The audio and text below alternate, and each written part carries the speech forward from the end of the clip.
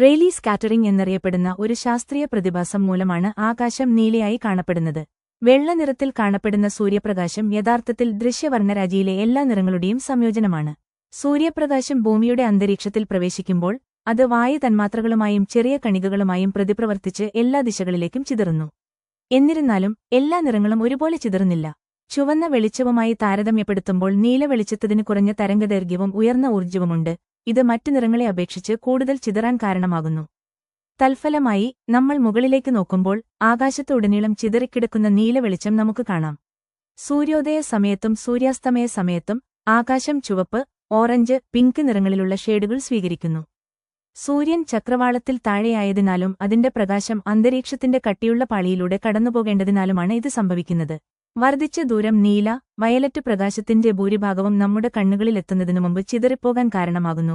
ഇത് ചുവപ്പ്, ഓറഞ്ച് എന്നീ നീണ്ട തരംഗദൈർഘ്യങ്ങളെ അവശേഷിപ്പിക്കുന്നു. രസകരമെന്നു പറയട്ടെ, പ്രകാശം വിതറാൻ അന്തരീക്ഷമില്ലാത്തതിനാൽ സ്ഥലം കറുത്തതായി കാണപ്പെടുന്നു. പകൽ വെളിച്ചത്തിൽ പോലും ആകാശം ഇരുണ്ടതായി തുടരുന്ന ചന്ദ്രനും ഇതേ തത്വം ബാധകമാണ്. അതുകൊണ്ട് അടുത്ത തവണ നിങ്ങൾ നീലാകാശത്തിലേക്ക് നോക്കുമ്പോൾ സൂര്യപ്രകാശം അന്തരീക്ഷവുമായി എങ്ങനെ ഇടപഴകുന്നു എന്നതിനെക്കുറിച്ചാണ് എല്ലാം എന്ന് ഓർമ്മിക്കുക. ശാസ്ത്രം നമുക്ക് ചുറ്റുമുള്ള ലളിതമായ കാര്യങ്ങളെപ്പോലും ആകർഷകമാക്കുന്നു.